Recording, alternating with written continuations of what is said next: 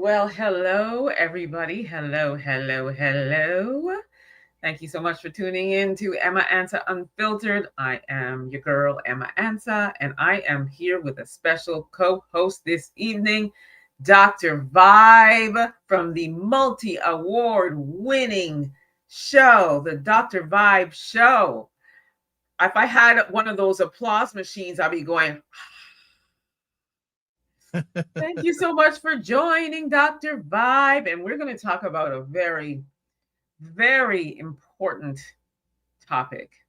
And it's one of those things that can probably be talked about a million times over, right? Like there's never any shortage of conversation about this particular topic, which is, can a Black person be in a relationship with a white person and still be able to talk about Black issues related to our people?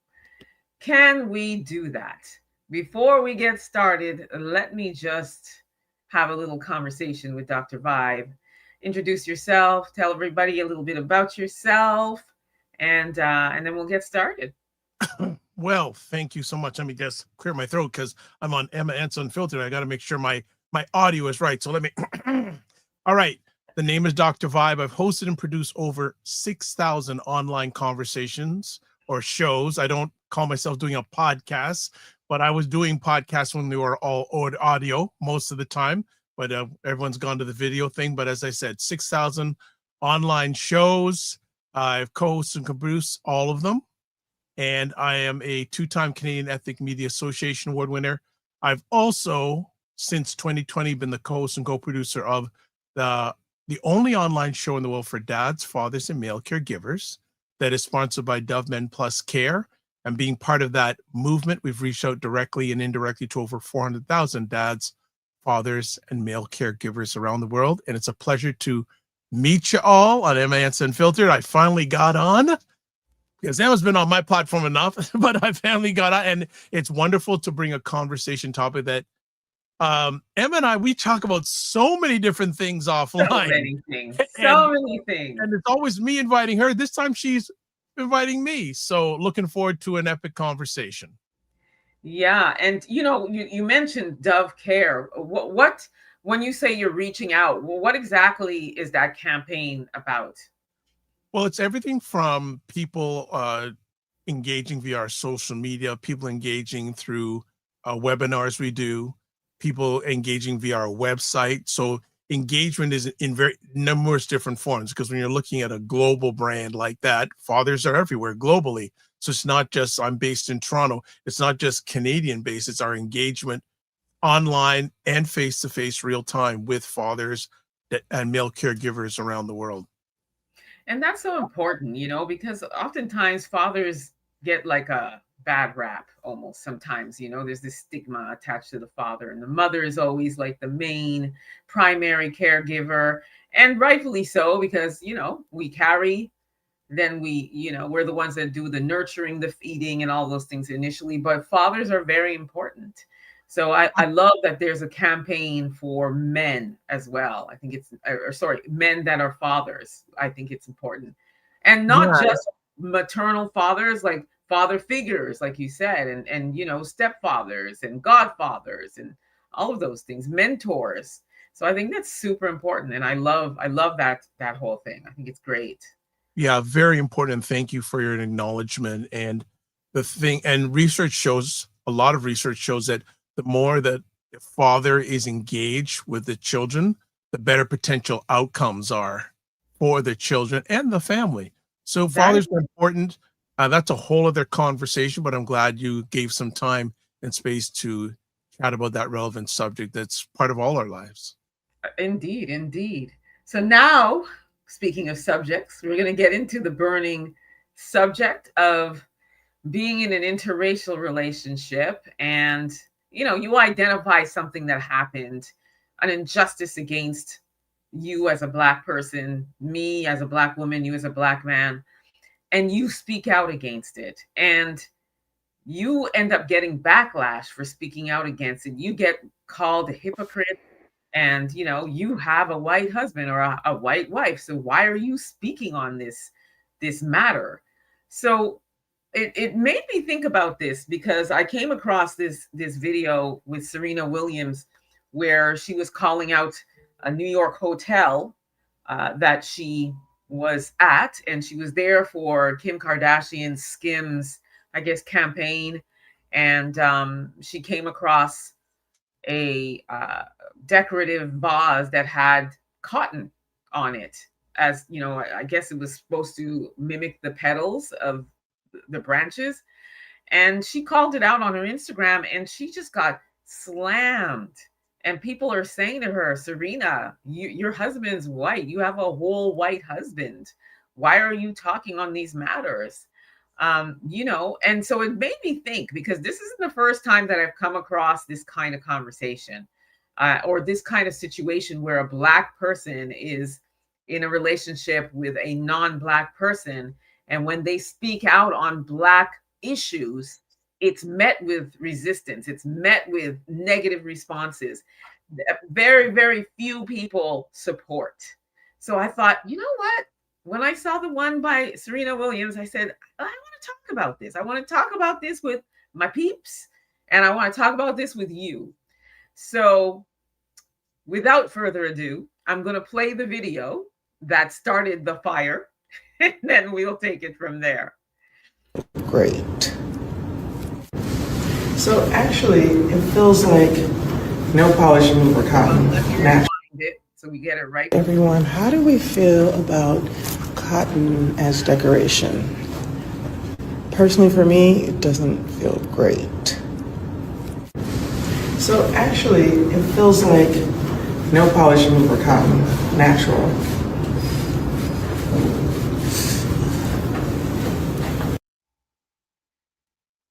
So you saw that. She's like, ugh, like it. And then she said that it made her feel very uncomfortable. So that was not met with a positive response, or even support from the most part. The vast majority of people were saying things like, let me just add it to the stage. We're saying things like, ask your husband. Oh, wait, never mind. And somebody said, we can't have cotton. Now she's Black. You were just white yesterday. We can't take any complaints from you at this time, ma'am. And then somebody co-signed on that. It goes on and on and on. Like, some people are saying, you have blonde hair, you got a blonde wig, you're bleaching your skin. So what are you talking about? Be quiet. We don't want to hear from you. You're a sellout. You're a hypocrite. Like, I mean, it's endless. So it begged the question for me, like, can we as Black people, can two things be true at the same time?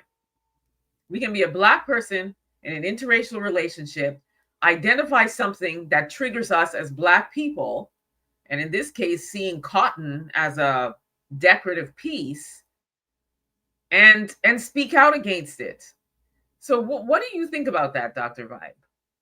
It's an interesting, as you were sharing there, I have some additional thoughts and some additional things came to mind, but I'll start with what I thought of first, doing a little thinking about this conversation today. Respect Serena Williams, one of the great athletes of all time, one of my all-time favorite athletes, fantastic. I take this scenario or this situation of significance, symbolism versus significance. Yes, the symbol is there, cotton and all that, but and I don't know, I'm not on social media enough. Does Serena talk about the plight of many Black people I don't know, in her posts? She did not. Well, but just in general, right? Like, seeing the cotton, that wouldn't trigger me at all. Like, unfortunately, many of us wear cotton. I was thinking about that when you were describing that, going, we wear a lot of cotton products. Like, why wasn't a comment made about just wearing cotton products? Like, I'm sure the outfit that she wears, and she can wear whatever she wants because she can afford it, basically. I'm sure there was maybe cotton in that. And you know what? A lot of people's responses were that too, saying, you're wearing cotton. Like, and a lot of people are saying there are a lot of decorative pieces like that all over the place where they use cotton swabs. It's like those cotton swabs as the decoration. But she was triggered by that. So Serena was triggered by that. So when she saw that, it gave her that, oh, so you're using cotton? Like, it took her back to the days of picking cotton. So to answer your question about whether or not she speaks on the plight of Black people, I can't recall, at least not over the past year or so, or maybe even since she's been married. Actually, I take it back. There was one time where she called out a hotel in Paris because they denied her and her daughter service. But she more was talking about the fact that she was denied service. She didn't like go into the history, basically. And that's the only time I've ever like seen her calling out racism. So again, the question begs. I personally have never been in a interracial relationship, and everybody who knows me or watches any of my segments and my programs, I'm speaking out against anti-Black racism proudly. But then I often ask myself, if I were in an interracial relationship and I identified racism, like say I was with my partner and it was a clear racism against me and not my partner, I would call it out, and I would probably use my platforms to call it out. So I don't know. What do you think? There's this could be like a year-long conversation because Indeed. how does someone in that situation, how do they show up for Black liberation? Yeah, because people say, you may show up in rah, rah, rah and march and all that stuff for us and then go lay down with one of the folks at the end of the night. How does that And work? adding on to that, how being partnered with a non-Black person shapes that person's experience of Blackness, safety, or belonging. I do know people that are in that situation. I won't give any names. Some are far away from the Black experience. Some are pro, but you and I had mentioned you were at an event, we won't name the event, about in the last year or so, where there were a number of Black gentlemen there who are partnered with our melanin deficient partners, and they were very pro in this environment. But and again, other people, and I did some more research. One gentleman today was when I was listening to him saying, when you choose a partner, that's probably one of the most significant, and not the most significant, decision you're going to make in your life. Facts. And he was coming from the lens that who you choose says a lot about you. Yeah. But yeah, sorry, go ahead. No, and hey, everyone chooses who they want, etc. And I was chatting with a couple today about this subject, and the lady said, "You know what, Dr. Vibe, what is Black culture?" I thought you and I talked about it, and I spoke with someone else later on this afternoon, said, what is Black culture going to look like in 20, 30 years with all interracial relationships and all that? And, can Black culture be advanced to its highest height with mixed representation? And then also bring up what's the definition of an ally? Two very excellent questions.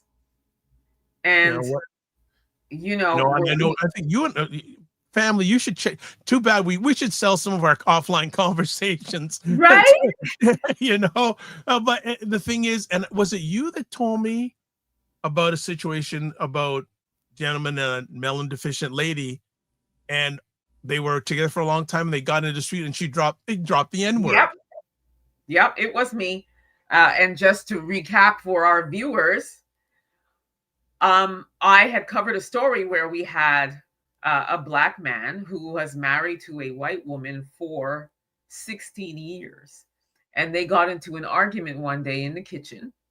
Their children were at the table, and she called him the N-word with the hard R. in the heat of their argument. And he divorced her right after that. So I just wanted to give some context to the viewers to understand what we were talking about. And there's a great question here from Michael in the chat here. What would it take for interracial couples to push for cash payment reparations for African freedom men of chattel slave? Great question. What would it take, indeed? Hey, Michael, haven't seen you in a while. Thanks for tuning in. No, that's a great question, because if one is made, I'm just putting out, if one's made that decision in their love journey, how does that align, some people say, with them if they are pro culture?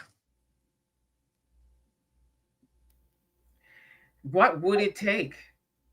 That is the burning question. And, you know, I think it also boils down to whoever the person is that's non-Black, whether it's the man or the woman.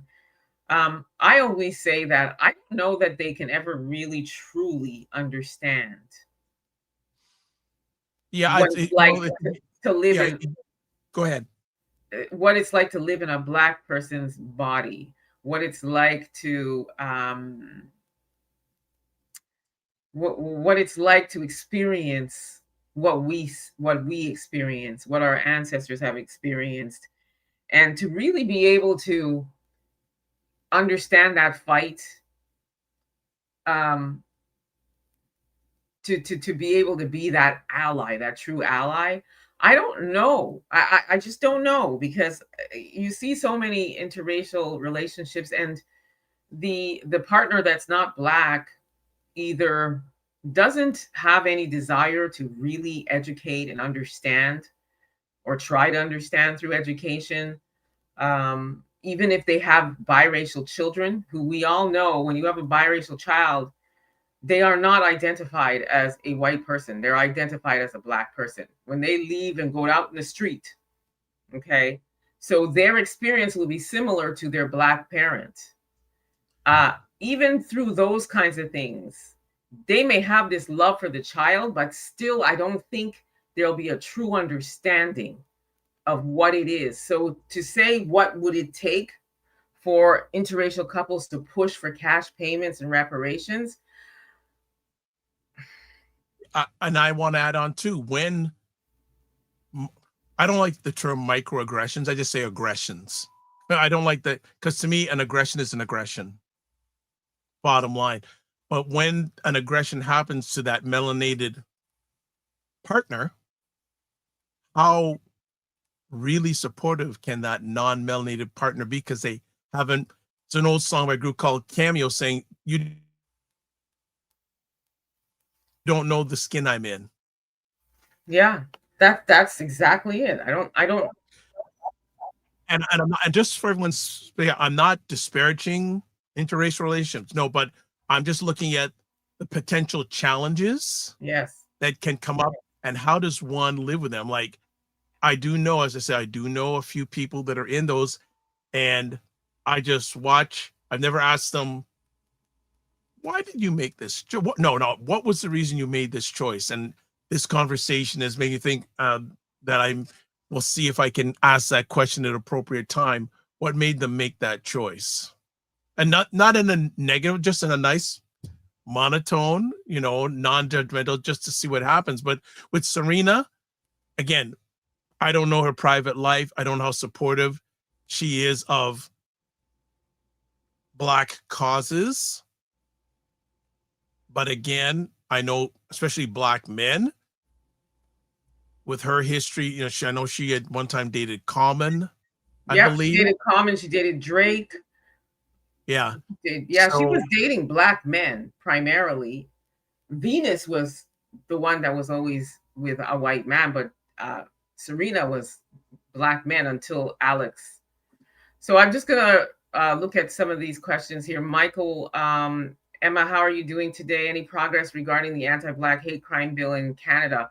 Oh, thanks, Michael, for asking. So our petition was read in the House of Commons, and now we have a 60-day wait period. So we should know something by November, around mid-November. We should get an answer, and then we will take it from there. But thanks for asking. Michael also says, Emma, I've been advocating for cash payment reparations for American freedmen of chattel slavery by contacting public officials at various levels of the government. Well, that's amazing. Please let us know how that's going. Keep us updated. I mean, we know that it's like pushing a rock up a hill, and we expect pushback, but I always say we shouldn't stop. We should never stop. No, you know what?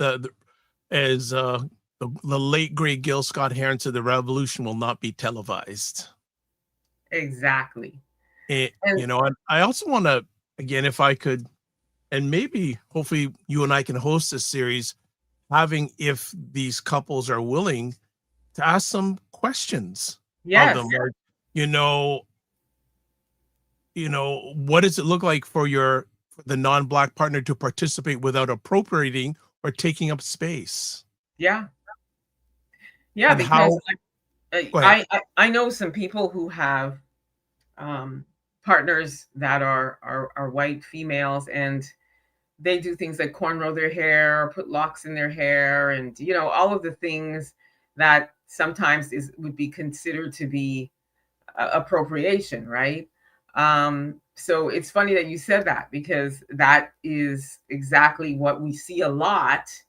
And then on the flip side of that, people are saying about Serena Williams that she's wearing blonde wigs, and I personally do feel like she has bleached her skin, because if you look at her now versus the way she looked, I don't know, last year, a year before, there's a very, very glaring difference in her complexion. And she's saying it's not true, but it looks like she is. So a lot of people are like, you're married to a white man, you're bleaching your skin, you're wearing blonde wigs, and you're now talking about cotton in a vase. So please miss us with that. We're not trying to hear from you. But again, I'm like, I would rather hear, again, going back to what I said at the beginning, Serena, I'd rather hear you talk about, you live in the United States, talk about the state of Black America, talk about how you're a Black woman, talk about how over 300,000 Black women have lost their jobs in America this year. Talk about that. Cotton, like, yeah, to be no. honest with you, if I was in that hotel and I saw that, I don't even know if I would notice it. Let's just put it that way. And even if I did, I would look at it and I'd be like, oh, I wouldn't be triggered by that. No. As somebody who reports on anti-Black racism, discrimination, racial profiling, and all those things on a daily basis, there are way more. You got bigger fish to fry, right? Like way more pressing things going on against our people than this decorative piece in a hotel. If she was denied entry into the hotel, or she was denied entry into Kim Kardashian's event, then that would be something to talk about. But that vase, I can see why a lot of people are like, please be quiet and sit down somewhere, Serena. This is not even anything to talk about. And then also you look like a hypocrite. That's pretty much high level what everybody's saying. So to my viewers, what do you think?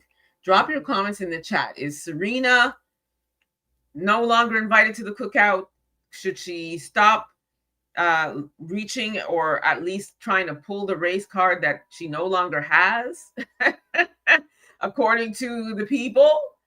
Philip Scott said, if they don't fight for cash payment reparations for American freedmen and chattel slavery, then non-Black American freedmen need to leave the interracial relationship.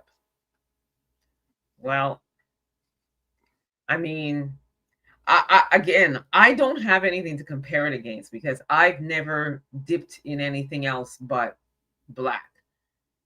But I'm trying to put myself in that position. I feel like if I were in an interracial relationship, I would probably be the only one doing the fighting for my people. And that seems to be what goes on a lot in interracial relationships. But I really hope that there's somebody watching right now that's in an interracial relationship that can speak on that, because I don't have that experience. All I can say is I agree with what the masses are saying about Serena Williams' complaint about that vase with the cotton. And then people are also saying, you picked the cotton because you saw in the video. Well, I can show you better than I can tell you, so I'm going to play it again for the people that just came on. We're looking at Serena Williams posting a video about a decorative vase in a New York City hotel, and she felt triggered by it because it was decorative. The decorative pieces on it were cotton. How do we feel about cotton as decoration? Personally, for me, it doesn't feel great. So actually, it feels like no polish remover cotton, natural.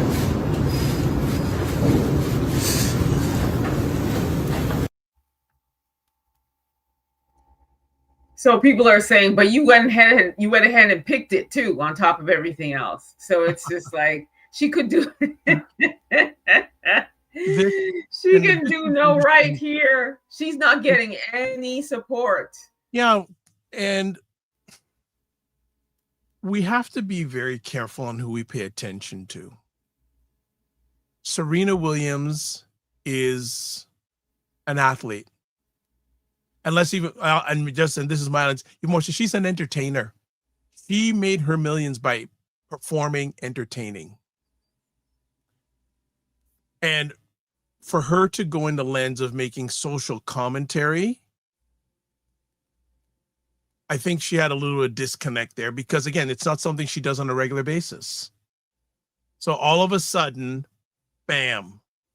Again, I don't know how much she gives to charities and all that, but when you pick yourself to go out there, again, symbolism.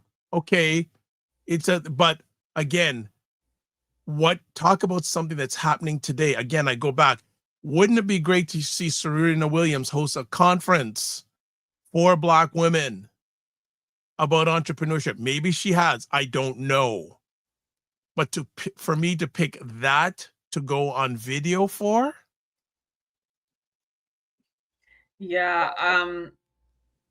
So Michael says, I think that Serena Williams needs Philip Scott to inform her about Karen's and Becky's, about what they think about Black Americans. Yeah, like, and I often wonder too, like, what are her conversations like at home? Because exactly. Serena, this one was, you missed the mark on this. It's a little bit of a miss for me.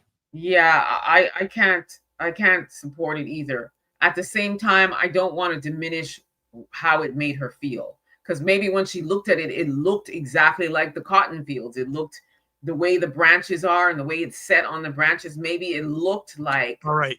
Now I am doing a little bit of research in real time here. So I'm reading a story from Essence magazine. She invests in women of color founders, period. So the tennis superstar puts her money where her advocacy is and invests in women of color entrepreneurs. Is not new to investing in women-owned business. Her Serena Ventures backs 30 businesses, including women-owned companies. However, the latest announcement as the new advisor for Bumble, a women-first dating and social app, she will invest in Bumble fund that financial backs women of color startups. So okay. There's some other thing. She never steals another woman's shine. Speaking of, she also in the 2018 U.S. Open, the 6-time champion, also called out the double standard for players showing emotion during games. Her demand for respect in the form of an apology from the umpire. Okay, she supports equal pay for women athletes. Wardrobe policy doesn't stop her body positivity. So it does seem that she does support the community, but I just feel on this one there was a misstep. Yeah, I agree. You know, I I agree. I think just more don't. I think important this is thing. a battle that she shouldn't have started. Like honestly. So, Michael, you say, am I familiar? Yes, I am familiar with Philip Scott, the host of the African Diaspora News Channel. I'm speaking one day that I will have a chance to have a conversation with Mr. Scott. So I am Well, aware, Michael, of Mr. Philip Scott, and I'm on a regular most of the time catching his lives when he is on live. I believe 8 o'clock Eastern time, Monday to Friday. How he breaks it down. So I am yeah, he's familiar. shout out to Philip Scott. Yeah, and I, you know, and I'd say, let's put this way: relationships are hard, anyways, right? And then when you have interracial, even more challenging. Well, yeah, I think oftentimes people will, they fall in love or whatever, and they're like, "Oh yeah, I love you," but they don't, they don't really think long term. They don't have those conversations and think about, okay, when we have children, what's our child's life going to be like, or even before children. Here are the cultural differences in our relationship, and we know how we're brought up as Black people. you know and our values and our integrity and our ethics and all of the things, in the Black household, that's different oftentimes in a non-Black household. So um I actually, the more I think about this, the more I can bring up some more content. There's a lady friend I know, known her for a long period of time, single Black mother, raised a really good son. Son was well, let's say, got married, got a lady pregnant, melanated deficient, married. They're married now. One of the things she said was very interesting, because she said she's still having challenges, and this happened the last year, challenges accepting it, right? And she comes from it's a very interesting background, because she said she's always been criticized by melanated men, rejecting her, this and that, but she didn't want or raise her son. It was not her intent for her son to marry someone who's not melanated. And they got, her son got married, and she goes, "So how's it going?" Says, "Well, I see there's certainly differences between myself and their family. And what's going to be interesting now is there's a child is born, and just how the navigating of that relationship is going to be, because she's very strong, and she's got to basically just, and it's her boy, her son. She's very protective of her son, and now her son is growing up and doing things. So it's going to be very interesting to see how that meanders along the way. And I know the son was in relationships. I know one or two of his past girlfriends, they were melanated, but this lady is definitely non-melanated. And it'd be interesting to see what goes on in the mind of our melanated people. Say they're making that decision, and not say it's a bad decision. What's the reason why you're making that decision? And I know you and I have had numerous conversations. I know yeah. some Black men told basically that, they're not, the non-melanated lady isn't as aggressive or dominating as that. But if you don't think you're going to get that in a relationship, no matter who you're with, wake up and smell the roses. Exactly. And Michael says, my advice to Serena Williams and other groups of people dating outside their race, they need to have a difficult conversation about race before and after getting married. And I'll add to that, they don't only have to have difficult, the conversation before is not only with their potential life partner, but including the life partner's family. Yeah, because I have family members that are married to the folks, and there's definitely some microaggressions that are said by family members of the folks. But I guess for me personally, I have a problem with it and I voice what I feel, but I'm not the one married to these people. So, I can't be like, you need to leave that person because they're X, Y, and Z. I can say what I think and I can address what I felt like was a microaggression or a racist comment or attitude or behavior. But at the end of the day, they picked them. And hey, it's they put that in their boat, they got to row it, right? exactly. But as long as it's in front of my face, I'm addressing it. And I will say, every one of my family members that is married to the folks is very silent about issues that pertain to us. They are not vocal about it. They're not advocates in any sense of the word. They don't speak on it at all. So, I mean, well, that doesn't surprise me. But yeah. again, you and I have chat on. There are two gentlemen that I know that are married to melanated deficient women, and they're very pro. And I'm just going, I wonder. So my question is, those two that are married to the folks and are very pro, how is that received by the Black community? Well, not only that, but the thing is, I don't think the majority of people that they communicate or engage with know that.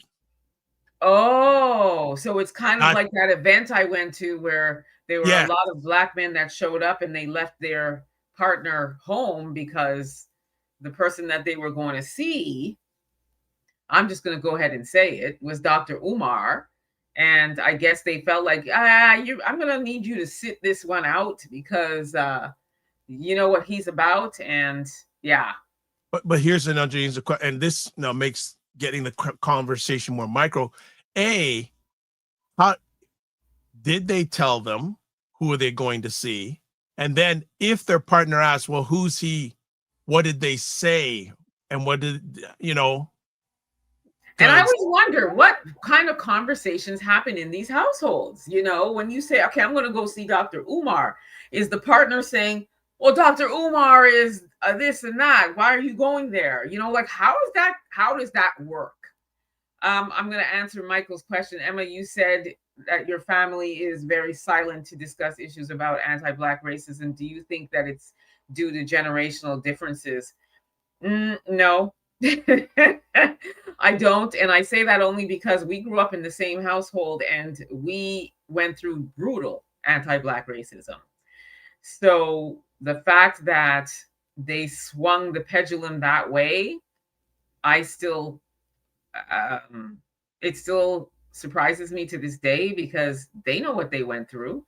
And I know for me, my takeaway from that experience is that I struggle to be completely open and trusting because of what I went through. So it's not a generational thing. It is a choice. It's a choice that's made, and the answer is within them why they made that choice. Now, 100%. I've talked to some black men who have said things like, well, Black women didn't like me because I was of a darker complexion. So they would say, I don't like dark-skinned men. I like the Shamar Moore, the Michael Ealy's of the world. I'm not into the darker complexion men. But then the folks would be like, I like you. So, they're like, hey, they're giving me the attention and love. So I've heard that.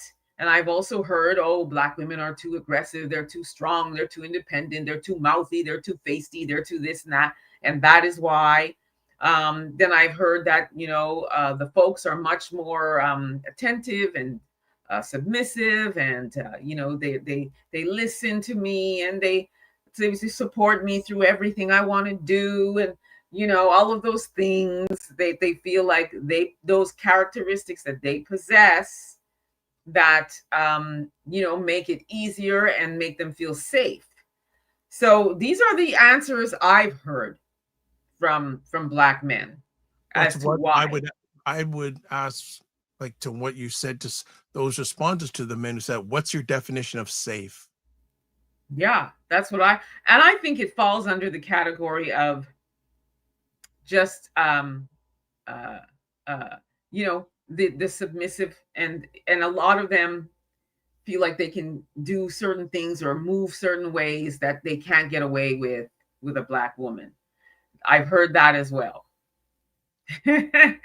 So I mean, it's a cultural difference, right? It is a cultural difference for sure. But you know what? That leads me to think that down the road there's going to be a hiccup. No doubt. No doubt. I mean, isn't it true that um, there's a high divorce rate in interracial relationships? That's what I heard, that the highest divorce rate is amongst interracial couples. Right. I heard this. I read it actually. And I so, also want to ask your audience, whether you're watching live or on the replay, what are your thoughts about interracial relationships? yeah, Have you been in one? B, do you know of one? And what are your thoughts about it? Is it something that how accepting of you are it? Or how much do you tolerate it? Again, is it because, again, many of us who are watching this, not a lot, but we grew up in non or melanin deficient environments. Did that have any impact on you when it came to, or when it comes to, choosing a partner? there's the question, viewers. If there's anybody Or, that's or been, has a is able to compare against two, like being in an interracial relationship and growing up in an environment where you're surrounded by the folks. So, another aspect here too, maybe we continue this conversation as it goes onward, is to get under 30-year-old Black individuals their thoughts on this and compare it to those who are like 35 and over. over. Yeah. That would be really good because it would be two totally different lived experiences, right? Like I Right. know for me personally, in the region I live in, it's a college town. So you see a lot of like university students, and most of the Black students I see are with one of the folks. Like they're not with a Black woman, they're with a palm color. So that generation, it would be really interesting to get that answer as to like why. Hiya Leon, thank you. Until they clean the man's bank account. Well, there's that. Because that we all know that's happened to some Black men. Shannon Sharp. Well, That's and then that's, we're talking about the extremes there. But again, no matter if you're a sister or a brother, you need to have your things set up before you get into that serious relationship. You really have, and know your line in the sand. yeah. Yeah, like that man I told you about, that Black man who was married for 16 years to a palm-colored woman, and they had that argument. She called him the N-word with the hard R, and he divorced her immediately. There was no discussion, because I'm pretty sure he was thinking in his mind as well, this has been within you, because all it took was an argument and anger. Too bad I don't have that clip. I should have brought that clip. But it took you to be angry to really bring out what you've always thought in the back of your mind. Because let's be honest, everybody that's in relationships can say that they have disagreements with their partner, they have arguments with their partner. And that word shouldn't be at top of mind if you're angry. People will say things in the heat of an argument that you probably end up having to apologize for later. But that, to me, that's in top of mind. It is within you, and it came out. From my thought process, my question is, it was only a matter of time. Only a matter of time, and it took and anger to his partner for holding it in for that long. Yeah, obviously it wasn't so well. And I always get this in the heat. I know this term, in the heat of the moment. I'm going, okay, and then that means that there may be some therapy and counseling if you can't handle things here in the heat of the moment. Like, and we're never perfect. And hey, I've seen a lot of things that happen in the heat of the moment, but you got to think before you act, because a lot of people think that what you do at that moment doesn't have repercussions down the road. That's wrong. It's wrong. You're dealing with two parties. You may be able to forget it, but what about the other party? And you can't control what that other party is thinking, feeling, or experiencing during that moment. Exactly. And Michael says, I've never been in an interracial relationship. I just observe interracial couples. I did think about the interracial relationship, and I'm mixed about it. What's the mix? What did you think about it? When you say that, Michael, do you mean you considered being in one? Is that what you mean? And then he's asking, did he meet his wife's family to understand her parents thinking about Black people? And that's the thing too. There oftentimes, there's the meet the parents moment, and sometimes the parents isn't really presenting what they really feel. Yeah. They'll embrace the Black person and be like, oh, welcome to the family. And then behind their back, they'll be like, why did you bring this Black person home? That happens. And I know from experience that's happened. I know people who have had whole texting exchanges with their parent saying, but I love him. I love him, mommy. No, don't bring him back here. And they could be literally having that conversation at the dinner table. Okay. So one Uncle Kel says, no coming back from something. But everyone has different boundaries. That's the thing, right? Everybody, everyone has different boundaries. It's just like when everyone has a different definition of what a friend is. Right? Everyone has different boundaries. Yeah. The only thing I say is, wherever you land, know the potential repercussions, good and not good. Right. And sometimes you can have a million conversations. You could have 10,000 conversations about me being a Black person and you being one of the folks and what it means in our relationship. But the thing is that people will present a certain way. Because I love you, I want to be with you. So they will present and be like, yes, I'm with you. And I often ask myself this question, like, what happens if you're out with your partner and somebody is blatantly racist to your partner, whether it be a family member or, I don't know, somebody in the service industry or whatever, at a store? How do you show up for your partner? How do you show up to the partnership? And are you willing to sacrifice your race card or your privilege card, if you will, to defend said partner? And I always ask that. And Michael said, I have at times thought about dating someone outside my race until I saw the movie Romeo Must Die. Oh my gosh, I remember that movie. Romeo Must Die. What scene in there, Michael? And B that says, it's an act of war, and that is biblical. Man. So B, are you saying that it's an act of war if we marry outside our race? I just want to make sure I understand and get the right context. I do think that there are, a lot of people feel like, Black people should not swirl. Basically, we should always stick together, similar to a lot of other races do. And we know that our race is the one that mixes the most, apparently, according to statistics. And see, now going deeper into that, again, we're coming up to him, but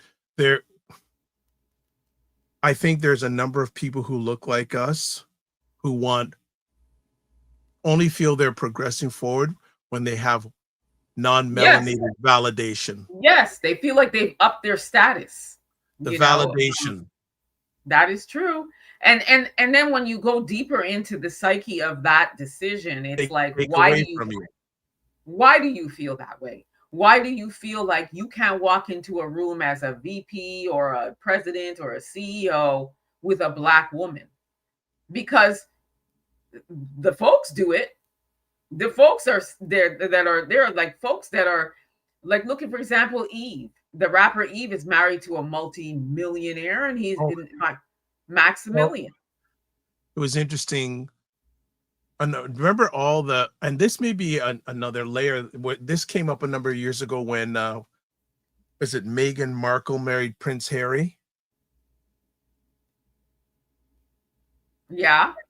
And there were a number of Malay women said, "Oh, this is such a beautiful wedding. It's so royal. This is what I Yeah. want." And a number of people said, "Do you know how that family acquired their wealth and what they've done to our people?" That they stole. They And, stole. and believe it And or they're not, the still not royal even family, willing if to I'm give not it back. mistaken, are the They biggest landowners in the world. Right. And they For the stole internet, it's gold. best. They stole gold from Ghana. And they are like, oh, we'll give it back to you to loan. What do you mean loan? It's not yours. But yes. Oh, Michael's telling us the scene. It was a scene when Jet Li and Aaliyah were dancing in the club, but the Black American club owner expressed disapproval. I think that was played by DMX, the club owner. Yeah, I remember that. Um, well, listen, Michael, if that's what made you change your mind, that is a small scene. Okay. There's a lot going on that, might make people change their mind for sure. But at the end of the day, you have to ask yourself, and I'm using Serena as an example because she was always with Black men until Alex. And she had gone through some things with Black men, and then she met Alex. So there are a lot of people that I know that were always rocking with the Black woman, and then one bad relationship or two or three made them say, you know what, I'm done with Black women. And then they would get with one of the palm colored, and I guess again, everyone has their personal, what's the word? Everyone walks through the world differently. yeah. On the other hand, though, maybe it's also the thing, again, you can continue the fight or say, you know what, I'm done. My question would be to some people, though, is how many things have you succeeded with that you got on the first try? How many things have you fought for and had to overcome trials and tribulations along the way to get Exactly. where you wanted to get to? Exactly. And why do you feel like the path with least resistance is the right decision for you? Well, and not again, and I'm not criticizing anyone Me who's neither. Love who you not. want to love. We have to really make sure. The thing is, if you're saying least resistance, that's put something in my head. What does it put in your head? That there is some trauma there. Oh, I believe there is. There's trauma. There's a savior complex. There is, In many a person, and a lot of people say there's a backstory there. yeah. And again, I just say whether it's a Black woman or Black man who says, "Oh, I've had so many and I've done it." Say, okay, well, let's see something. Let's look at it at just high level. You are in these relationships. Two common things happen. One, they didn't work out, and two, you are in each one of them. Yeah. I mean, my thing is this, I want to make it clear as well, which is that I'm not judging anybody for who they choose to love. That's not what this is about. This is about if you choose to love somebody outside of your race as a Black person, can you be an advocate? Can you be a Yeah. person in the front line advocating for your people, calling out injustices against your people? Do you have the right to speak out and then go home to your palm-colored husband or wife? Well, and That's I would ask also and going, how do you feel when you're expressing that, knowing, not knowing, how do you feel when you're doing that? How do you feel again with that? Because again, some of the people I know are very front facing, pro. I guess here's the other thing. How would,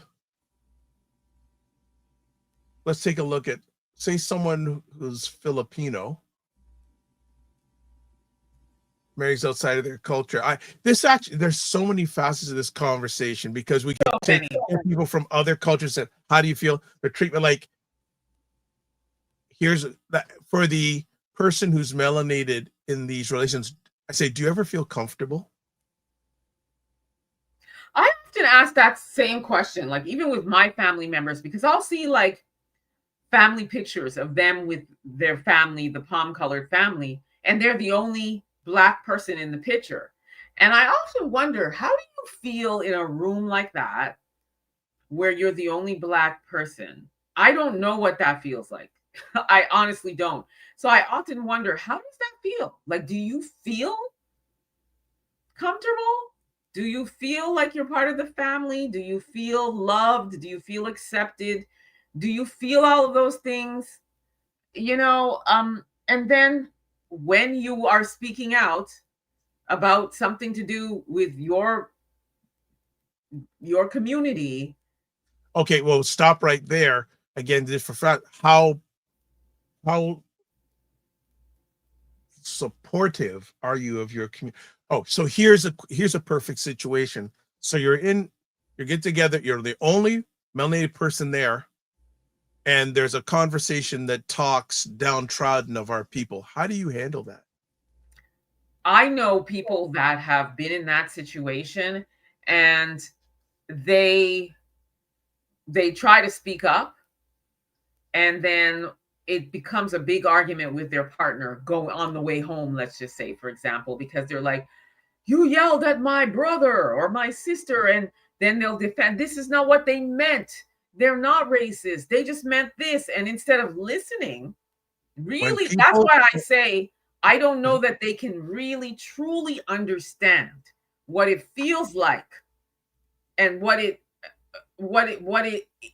our history, and why certain things that may be said or done around the family table can be construed that way. Even it can be something as simple as you're defending an action that was done against my people and saying, oh, that's not what they meant.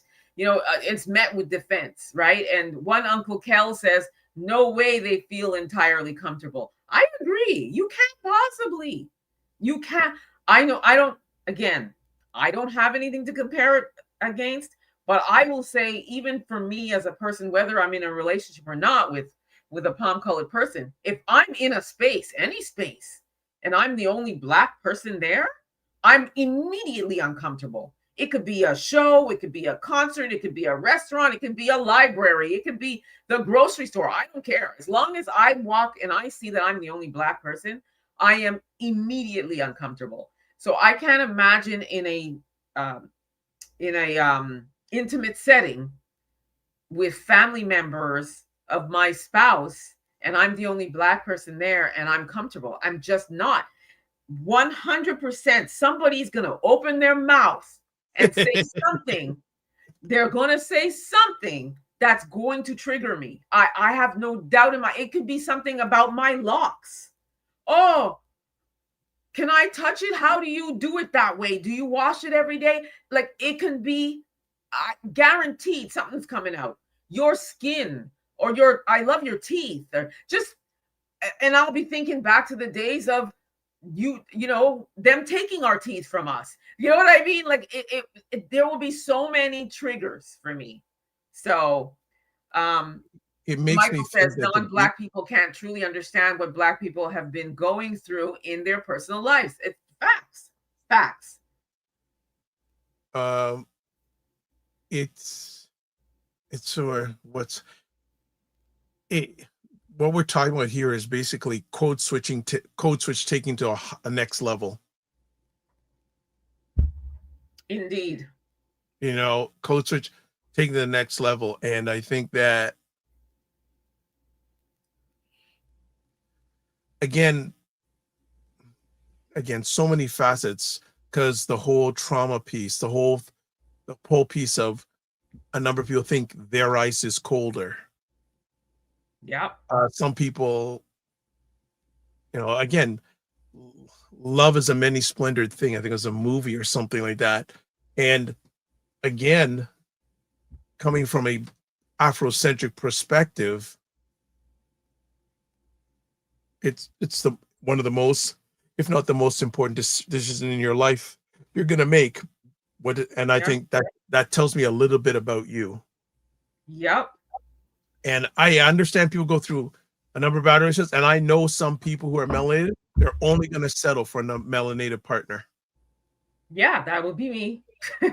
Right? They're only going to settle for and more. And the people who have settled for someone that's non-melanated, I understand, but some part of me there's a dark hole that I want to go down. So let me ask you, have you ever dated outside of your race, and how did that work for you? Like, how was that experience? I did when I was much younger. Mm-hmm. And I didn't feel comfortable. At any time? The only times I never felt comfortable. Well, the only times I felt relatively comfortable when I was with my partner at that time and the family wasn't involved. Okay. Because there still were things going on in my head, but if there were any times of somewhat comfort, is when I was detached from family. Wow. So when you were just with her, you were comfortable? Relatively. I wouldn't say 100%, because in the back of the way I think, in the back of my mind, I'm thinking family. And I'm thinking, I would say, well, okay, I know the family's very lukewarm. So what are they thinking when she's with me? And what are they telling your partner that you just don't know about? Yeah. Right. So and just me now, for the way, especially I present myself online, for me to be associated with a non-melanated, that's non-alignment for me. Yeah. Do you feel like with your platform, if you had a non-melanated person, even the way I'm speaking right now, right? Even the way my mind says, no, I think for me right now, that's just doesn't align with me. I think that if I've been given an opportunity, even though it's very small, I'm not no big thing. I'm no Emma that has 20 plus subscribers on our platform, right?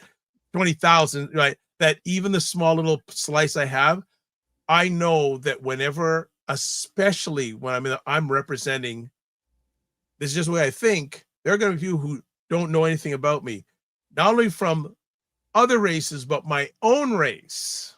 Yeah. That I am representing. And a lot of times I purposely put myself in situations where I'm the only one to say, you know something, you will know that there's at least one of us that you can't say, oh, he ain't like them, or he's not like the way we think they are. And I can carry myself and just say whatever.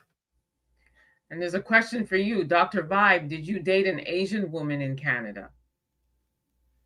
I dated a lady who was very interesting. She had a mix of, her mother was born in the Philippines and her father was born in Algeria. Oh, wow. That is a different mix for sure. And wonderful, wonderful lady, but she ended up going away to school, and I wasn't willing at that time to travel the distance to be with her. Well, listen, what I will say is, for me personally, as a Black woman and everything that my platform stands for, um, I cannot see myself being in Serena Williams' position where I'm married to one of the folks and I'm going to be calling out things, um, and not expect some sort of backlash from the people. But at the Sure. same time, is she is a Black woman, and she knows what it's like to be a Black woman, even as big as a star she is as a tennis player, all of her accolades, all of her triumphs and wins and everything else. At the end of the day, she can tell you about multiple instances, even in the sport, where she experienced anti-Black Of racism. course. Of So course. she is within her rights to speak out on something that she feels is triggering for her or is anti-Black racist. But Yeah. And yeah, at the nothing against Trina. Yeah, and that triggered her. Great. I always get symbolism versus significance. right, Symbolism versus significance, because again, most of us wear stuff that has cotton in it every day. yes, and like I said, she has. If that triggered her, it triggered her. But she has to be prepared for what's coming. And Especially when you are a public figure, right? yeah, a public figure that's not married to a Black man. Right. You know, And she, I'm not being critical, she should know the landscape more than anybody, and more than even us, because she's had to endure it for many different reasons, like for her body shape. All so she, I wouldn't say she, if she does, if she didn't think that this would be causing pushback, I think she's learned now, and it'll be interesting going forward to see if what type of content she does put out going forward. yeah, Because because even I don't eventually, look at her page that up, but I don't know. Maybe I'll take a look at her Instagram and say how much content on there is Black focused. and also too is I also asked. I mean, she is speaking out like what happened to her in Paris as well. And again, she was with her child. So it was a Black woman. And like I always say, the child was also identified or perceived, or the reception was that was a Black child. Okay. So she was denied entry into this place. I never really, I don't recall hearing her husband speak out about it. So Well, again, that's another good question. Is he ever that's the spoke other out? thing. And that's why I always say, I wonder, when you're in those relationships, what happens when you experience anti-Black racism, and your partner, are they not going to speak out, or they're not standing with you? So it's interesting. I don't think I could be wrong. The web Well, sleuths can let me know, but I've not personally seen him when something happens with her. I've not personally seen him speak out for his well, this wife. is interesting because I'm just doing a quick go through her Instagram posts. Yeah. I'd say 90% of her Instagram posts are of her or non-melanated people.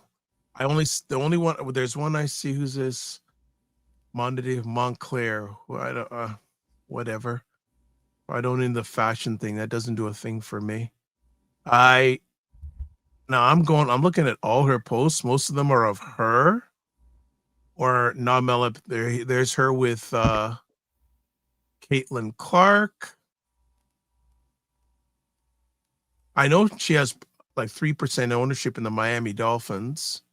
But yeah, I don't see any posts of her with, if there's maybe one, and I'm going back, I'm looking at posts right now, gone back to even February 9th, That's old. That's many years ago when she was at the Super Bowl. That's a few months ago at the Super Bowl doing her crip dance walk. There's a one with her and her dad. Family bonds. Yeah, I don't see. Again, I'm not clicking on all these posts, but I'm just taking a look. Most of them of her hubby, her child, and non-melanated people. Only seen maybe one or two. But again, she may do private donations. Yeah. But the whole the blonde hair thing, that's a whole other conversation. I That's mean, that's a whole other segment there. yeah, yeah. Yes, that is a whole other segment for sure. Dr. Vibe, do you agree with Philip Scott to date within your race because non-Black people will show their true colors? Good question. I can't say 100% yes, but I think more often than not, yes. And yeah, and oftentimes they don't even, well, I don't know if they don't realize it, but sometimes when we call them out on certain things, they'll be like clutching their pearls, and be like, well, that's not what I meant. I meant this. I'm not a racist. You're I'm with you, aren't I? No, that, so yeah, just because you're eventually with me, something comes. If it's not them, it's a family, it's a friend, it's somebody, and then how they handle it when we call it out is what really determines whether it's their true colors or not. yeah, the thing is that's just you. What about other people who look like us? How do they handle that? Exactly. What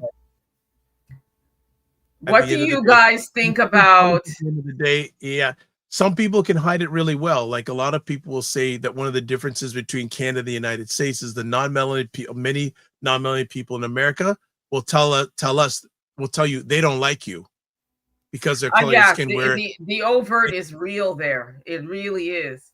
But here in Canada, people won't say it, but it's there. Like they won't say it openly, but in a number of occasions, it's there. They just don't.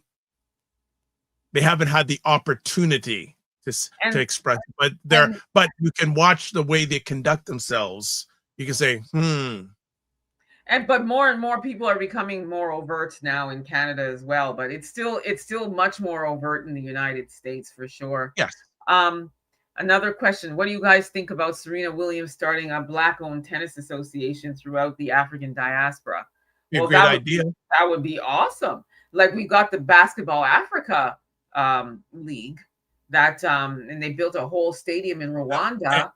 And Michael, I want to add on to that. I think it's a great idea, and I think a number of athletes, if they could do that, because I've been hearing reports recently that LeBron James wants to start a basketball league, and my suggestion is don't compare yourself to what's already out there. Just establish our own. Let's do it our way. Don't compare yourself to the others. Exactly, right? And because again, that their ISIS colder syndrome will come up, and the talent. In a lot of ways, talent across the diaspora is insane. Yeah, and that's a global thing, not just a North American thing. I believe that that's one of the biggest challenges that a number of people like us face, that we compare ourselves, as some people would say, we compare ourselves to our oppressor. Yeah. And let's not do that, because there's no comparison. That's the first thing that we need to understand. There's no comparison. There we go. Well, like I said, this is a conversation that can go on until thy kingdom come, because there'll be more of them. There will be more for sure. We will be talking about this, and Dr. Vibe will be back as a regular on. Well, I want to say thank you so much, Emma, for let's go to the core first and work out. Thanks to Mr. Donovan first. Yes. Because if it wasn't for Mr. Donovan of the Daily Scrum, I would not shout out to Donovan Martin.